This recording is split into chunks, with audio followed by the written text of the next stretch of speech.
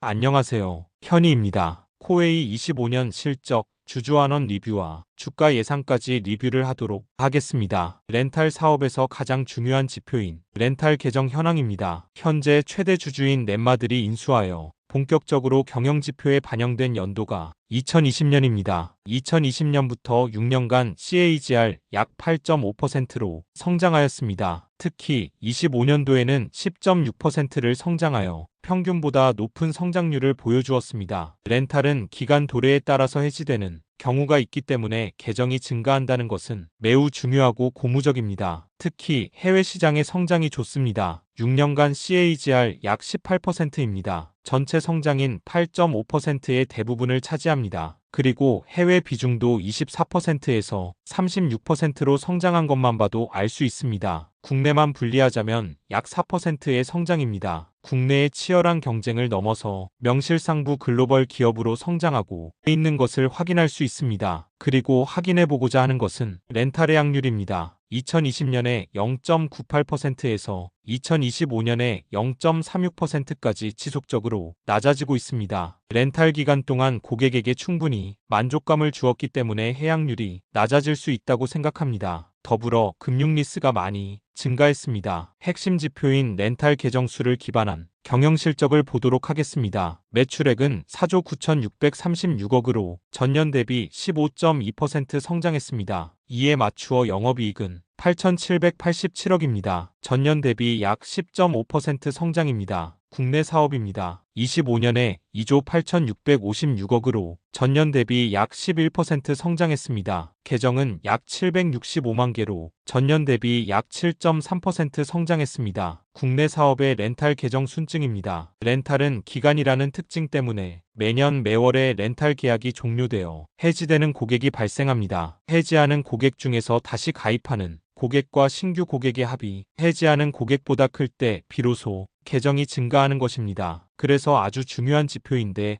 25년도에 58만 개의 계정이 순증했습니다. 이는 24년도에 약 36.3만 개가 증가한 것 대비 약 60%가 더 증가한 것입니다. 이미 대한민국에서는 정수기는 모두 설치가 된 것 같은데 58만의 고객이 어디서 나왔을지 보겠습니다. 코웨이는 정수기를 넘어서 이미 환경기기, 건강기기로 확장하고 있습니다. 특히 배드앤드릴렉스를 상징하는 BEREX 브랜드 제품이 좋은 실적을 거두고 있습니다. 안마의자와 매트리스가 주력인데 특히 매트리스는 주기적인 관리, 니즈와 맞물리면서 좋은 실적을 이어가고 있습니다. 코웨이의 침대 시장 역사를 잠시 보도록 하겠습니다. 2011년에 침대 사업에 진출하고 20년에 아이오베드연 비렉스테크를 인수하여 R&D와 생산 역량을 확보합니다. 그리고 BEREX 브랜드 런칭과 함께 고속 성장을 이어갑니다. 25년에는 3,654억의 매출로 침대 시장에서 1위권 달성이 예상됩니다. 오랜 역사를 가진 기존 회사의 텃밭에서 정수기의 이미지를 탈피하여 1위권 달성이 예상되는 것은 대단하다고 생각합니다. 특히 매트리스의 경우에는 청결 관련해서 주기적인 관리 니즈가 있을 수 있는 점을 코웨이의 정수기 관리 능력을 잘 살려서 시장에 침투 성공한 것으로 보입니다. 더불어 26년에 새롭게 보여지는 기능으로는 안마 기능,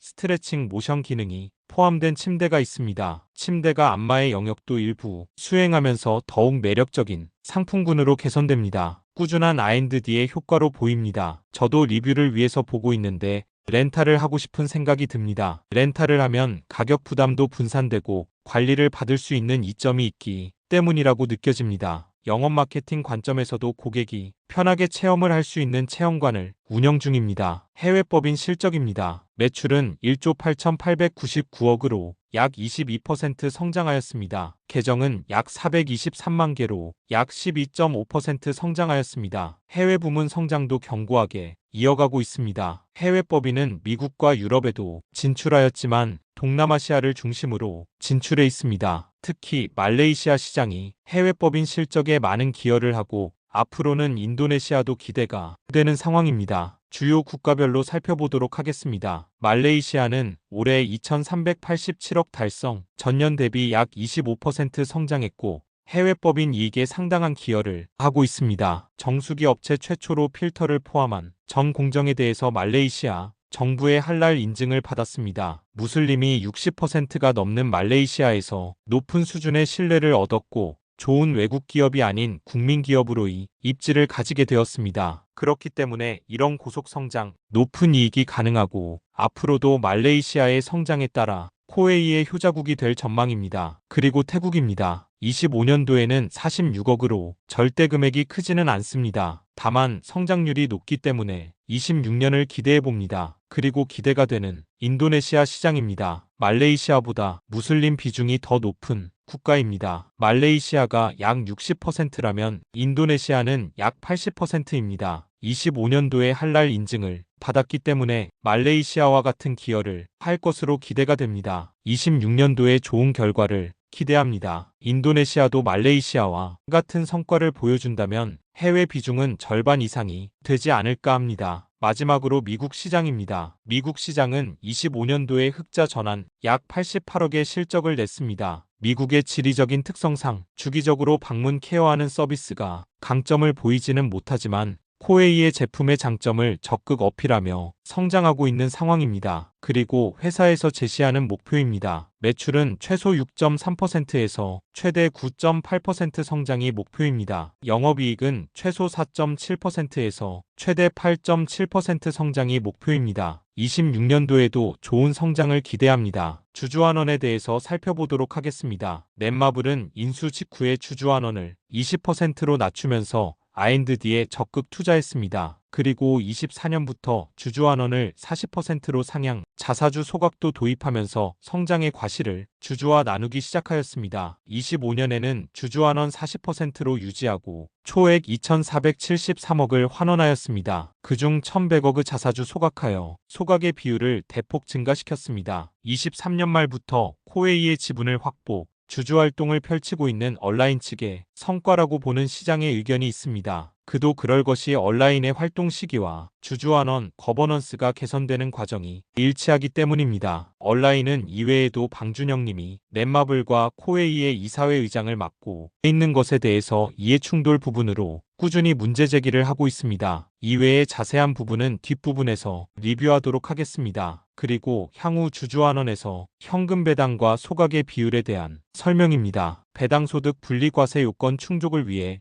26년 귀속 주주환원부터는 현금 배당 비중을 25%로 하고 나머지를 소각 비중으로 결정한다는 설명입니다. 그리고 배당이 10% 상승해야 하니 이 부분도 매년 적용될 것으로 보입니다. 금융지주 중 주주환원을 적극적으로 하는 회사와 비슷한 결정입니다. 다만 얼라인은 다른 측면을 봅니다. 바로 환원율 40%의 적절성에 대한 부분입니다. 우선 금융리스 상품이 증가함에 따라서 금융리스 채권과 자본이 꾸준히 증가하였습니다. 금융리스는 운영리스보다 계약기간이 길기 때문에 소비자 측에서 월부담이 감소하고 리스기간 종료 후에 소유권을 이전받기 때문에 소비자가 선호, 금융리스 채권의 증가로 운전자본이 증가하였고 이로 인해서 ROE가 자연스럽게 하락한다는 설명입니다. 자료에도 금융리스가 21년부터 급격하게 상승하는 것을 알 수 있습니다. 하지만 얼라인은 이미 이 부분에 대해서 운전자본을 값비싼 자본금으로 충당하는 것이 비효율이라는 판단입니다. 채무로 조달하는 것이 자본으로 조달하는 비용보다 저렴하기 때문에 채무로 조달하고 주주환원의 여력을 높이는 것이 맞다는 판단입니다. 이미 EBIT 대비 순차입금은 1.7배로 타사 대비 매우 낮은 수준이기도 했습니다. 코웨이의 영업이익 대 순차입금 비율이 타사 대비 낮은 만큼 자금이 필요할 때는 자본을 활용할 것이 아니라 적극적으로 타인 자본을 활용해야 한다는 입장입니다. 지금부터도 운전자본은 타인 자본으로 대체 조달하여도 무방할 만큼 레버리지 비율이 안정적이라는 입장입니다. 그리고 25년부터는 금융리스 채권이 증가가 안정화되어 잉여 현금 흐름이 꾸준한 우상향으로 기대되기 때문에 주주환원율을 더욱 적극적으로 높여도 된다는 설명입니다. 얼라인 측에서는 타인 자본의 적극적인 활용,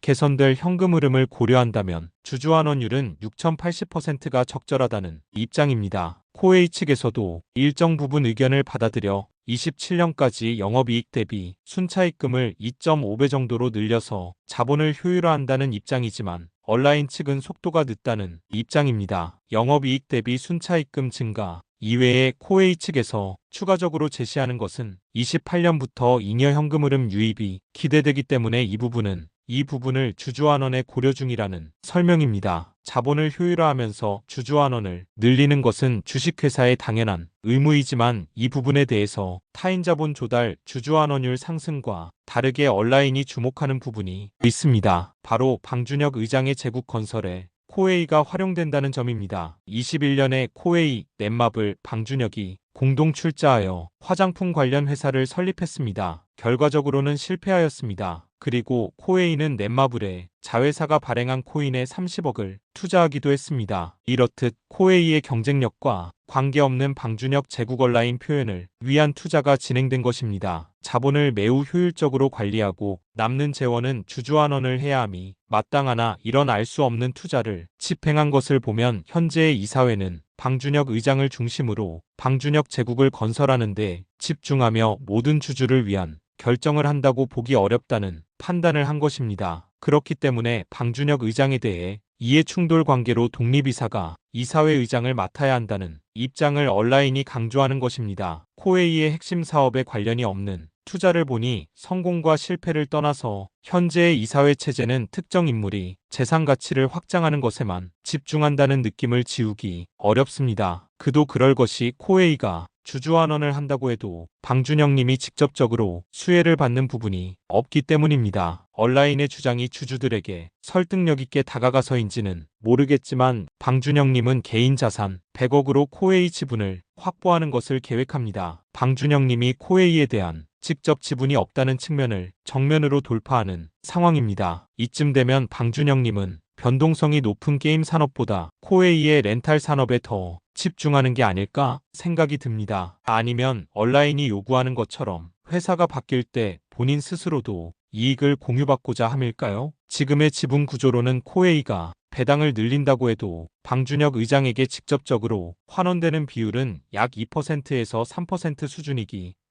때문입니다. 그렇기 때문에 코웨이의 자금으로 환원을 한 것보다 해당 자금으로 방준혁 지배하의 회사를 증가시키는 것으로 제국을 건설하는 것이 이익일 수 있기 때문입니다. 소수주주와의 이해관계가 맞지 않습니다. 그리고 현재의 지분 정도로는 언제든지 소수주주들의 결집으로 이사회의 판이 바뀔 수 있기 때문입니다. 특히나 24년부터 시작된 온라인의 적극적인 활동으로 주주환원이 증가함에 따라서 주가도 상승하는 모습입니다. 그렇기 때문에 온라인의 주장이 더욱 설득력 있게 전체 주주에게 와닿을 수 있습니다. 현재 코웨이는 PER 11배 수준입니다. 과거 MBK 시절 20배 수준을 적용하면 현재 주가 약 88,000원 수준이 2배인 약 18만 원이 되어야 한다는 의견이 있습니다. 이 PER의 리레이팅은 자본 효율을 기반으로 주주환원을 확대해야 합니다. 물론 이 모든 것은 특정 개인을 위한 제국 건설이 아니라 코웨이 모든 주주들을 위해서 결정되어야 합니다. 그렇기 때문에 의사회 의장은